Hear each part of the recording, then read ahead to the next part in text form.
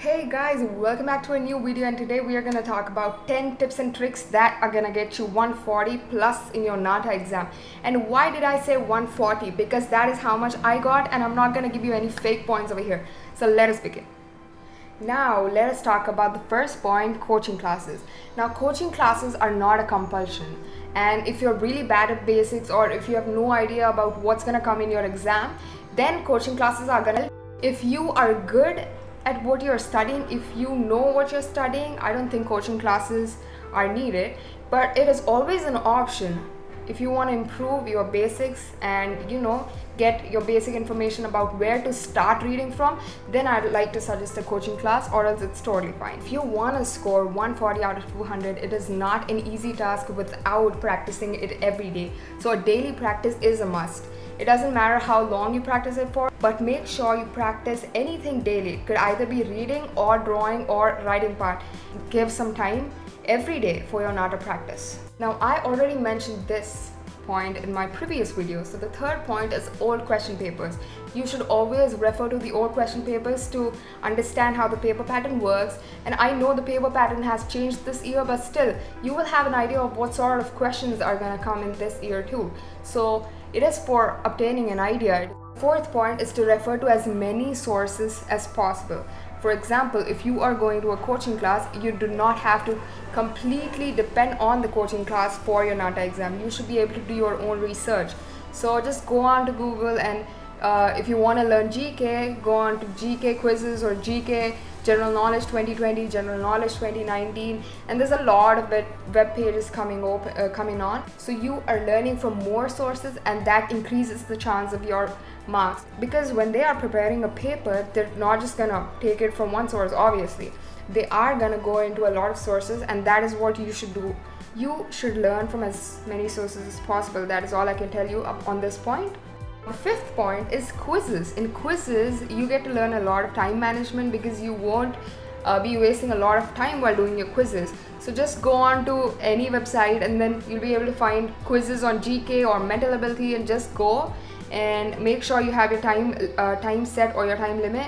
For a few quizzes there is a time limit, and if you choose quizzes like that, it'll help you a lot. It'll even improve your speed, which is really important for Nata. So make sure you take quizzes from all sorts of subjects. It can either be PCM, it can either be mental ability, it can either be GK, or whatever subjects you are weak in.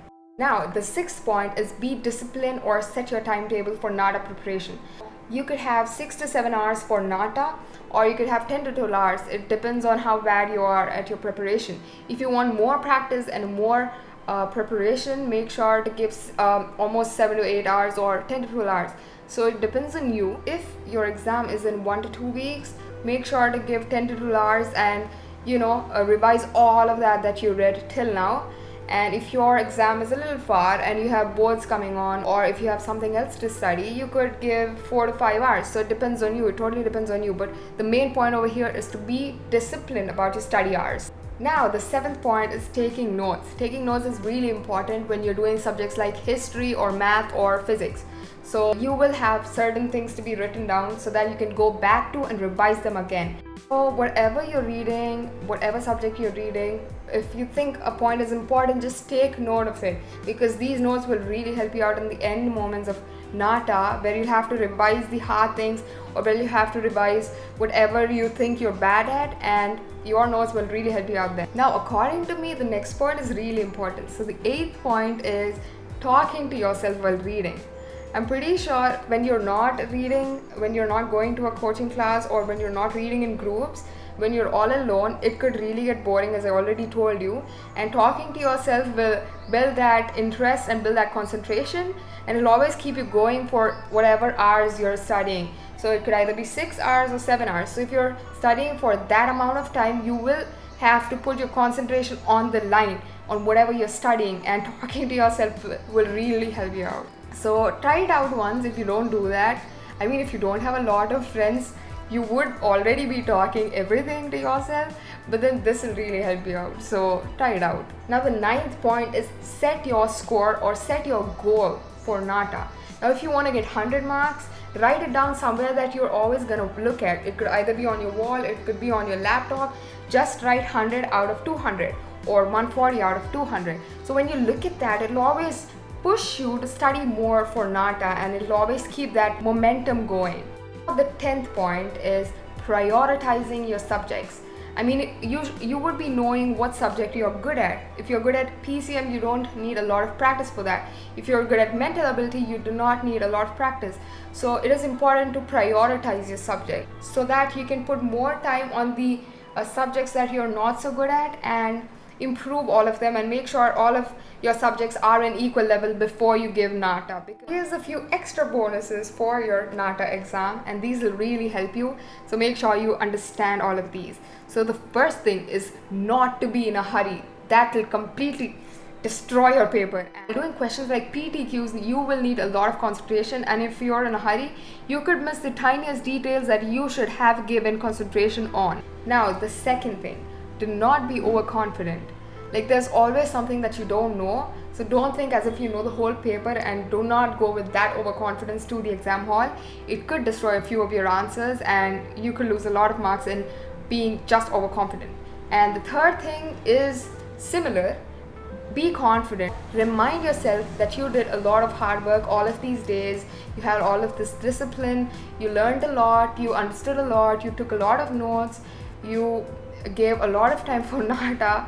So be confident in exams. So after doing all of this, you should have that minimum confidence in your exam. If you're just dull, if you think you do not know anything, and if you go with that attitude, I think you could lose a few points in that. So trust yourself with your answers, and a few times it's okay to take risks. And anyway, there's no negative marking this year, so I think you'll have to attempt all of the questions. So make sure you do not be overconfident and be confident at the same time. And these 3 points will help you give your best in your examination after a lot of preparation. So that's it for today, guys. I hope you do a good job in your exam, and I'll be back with more videos on architecture, preparation tips, and all of my college life.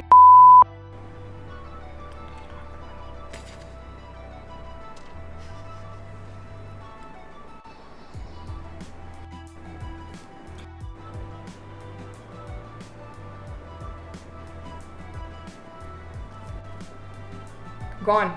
Your paper is gone.